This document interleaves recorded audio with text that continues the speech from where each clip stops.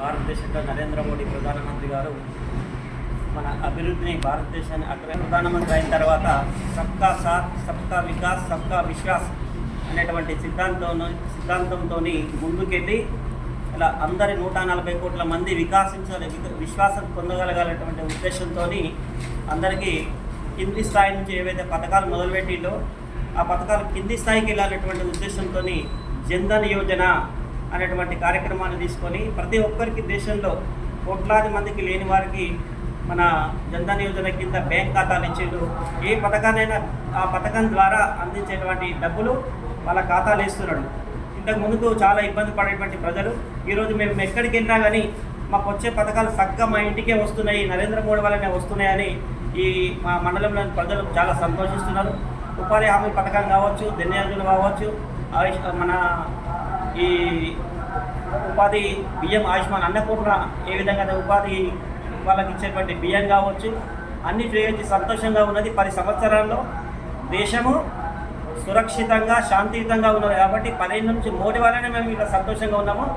మళ్ళీ మోడీ రావాలన్నటువంటి ఉద్దేశంతో ప్రజలందరూ కోరుకుంటున్నారు. మోడీ చేసినటువంటి అభివృద్ధి ప్రపంచ దేశాలు కూడా గుర్తించి మోడీ ఉంటేనే మీకు భారతదేశంలో మోడీని గొడగొట్టుకుంటే భారతదేశము వెనుకబడిపోతుందని మనకన్నా ముందు విదేశాలు కూడా చెప్తున్నటువంటి సందర్భం మనకు కనిపిస్తున్నది. మరి అలాంటి మోడీని మనము మోడీ తరఫున నిలబడ్డటువంటి మన రఘునందన్ రావు గారికి పువ్వు గుర్తుకు ఓటేసి ప్రజలందరూ అధిక మెజార్టీని ఇచ్చి 400 పైన సీట్లో మనది కూడా ఉంటుందని మేము ఖచ్చితంగా చెప్తున్నాం.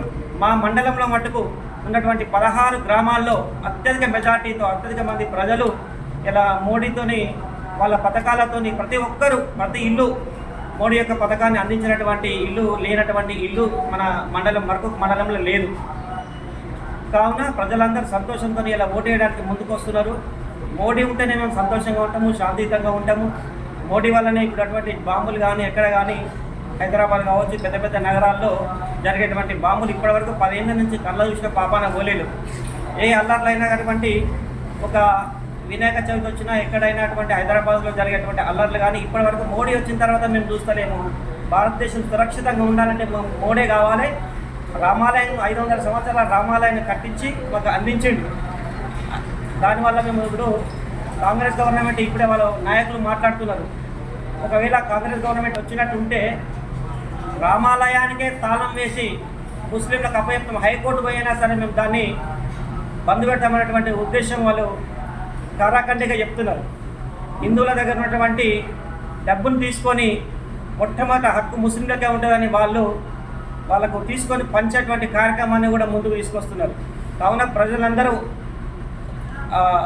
గ్రహించి దేశంలోని ప్రజలందరూ మన మండలంలోని వాళ్ళందరూ నరేంద్ర మోడీకి ఓటేసి మన రఘునందన్ రావును మొట్టమొదటి స్థానంలో ఉంచాలని ప్రజలందరూ కోరుతున్నాము. భారత్ మాతాకి జై.